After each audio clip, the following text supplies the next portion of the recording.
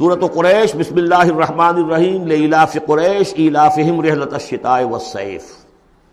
فلیعبدوا رب ھذا البیت الذی اطعمہم من جوع وآمنہم من خوف۔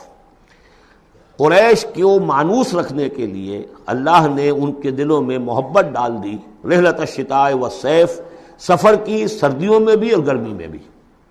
اس میں اشارہ ہو رہا ہے کہ جو ایسٹ ویسٹ ٹریڈ میں قریش کو مونوپولی حاصل ہو گئی تھی، پہلے یہ ٹریڈ قوم سبا کے ہاتھ میں تھی، جبکہ عروج کا دور تھا یمن کا۔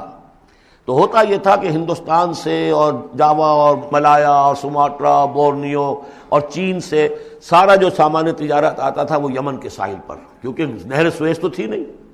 اب ایک طرف وہ ہے فار ایسٹ، ایک طرف ہے یورپ، اور یورپ کو اور فار ایسٹ کو ملانے والے کوئی آبنائے نہیں ہے، پانی۔ اور وہ راستہ جو ہے round the Cape of Good Hope, وہ تو 1498 میں واسکو ڈی گاما نے تلاش کیا ہے، گویا کہ حضور کی بعثت کے 800 برس بعد۔ اس وقت کیا شکل تھی کہ سارا یورپ کا سامان تجارت آیا تھا فلسطین کے ساحل پر، شام کے ساحل پر، اور یہاں سے سارا مال آ کر اترتا تھا یہ یمن کے ساحل پر۔ تو کچھ عرصے پہلے تک، تو کوئی 150-200 برس پہلے تک حضور سے یہ ساری تجارت یمنیوں کے ہاتھ میں تھی۔ یمنی قافلے لے کر چلتے تھے، یہاں سے اس مال کو لے گئے وہ شام تک، پھر وہاں سے مال لے آئے، اور یہ ایک طرح سے گویا کہ ایسٹ اینڈ ویسٹ جو ٹریڈ تھی اس میں انہیں کی پوزیشن حاصل تھی۔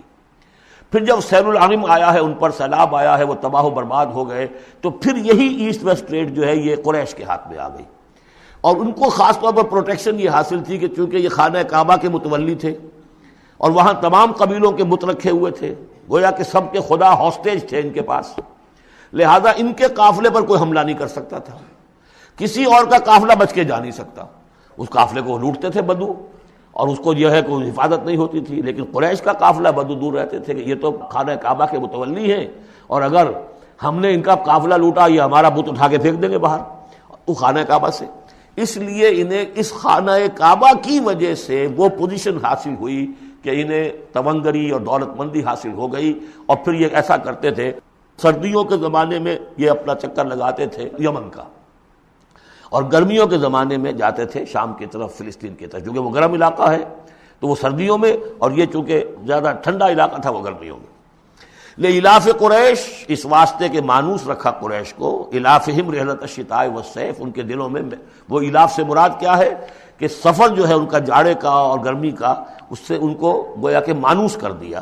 فَلْيَعْبُدُوا رَبَّ هَٰذَا الْبَيْتِ، پس انہیں بندگی کرنی چاہیے، پرستش کرنی چاہیے اس گھر کے مالک کی، اس گھر کے رب کی۔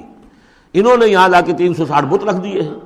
انہیں چاہیے تھا کہ خلوص اور اخلاص کے ساتھ جو اس گھر کا اصل مالک ہے، جس کی توحید کے لیے یہ مرکز بنایا تھا ابراہیم نے، ان کے جد امجد نے، اور کہا تھا کہ ربنا لیقیموا الصلاۃ، تیری نماز قائم کرنے کے لیے میں نے یہ گھر بنایا ہے، تو اس کو انہوں نے جو ہے بت کدہ بنا دیا۔ دنیا کے بت کدوں میں پہلا وہ گھر خدا کا، ہم اس کے پاس ماں ہیں، وہ پاس ماں ہمارا۔ تو کرنا یہ چاہیے تھا الذی اطعمہم من جوع، جس نے کہ انہیں طعام پہنچایا اور بھوک سے نجات دی، انہیں غذا دی، انہیں دولت دی، وآمنہم من خوف، اور ان کو امن دے دیا ہے خوف سے کہ ان کے قافلوں کے اوپر کسی حملے کا خوف اور اندیشہ نہیں ہوتا۔ بارک اللہ لی ولکم فی القرآن العظیم ونفعنی وإیاکم بالآیات والذکر الحکیم۔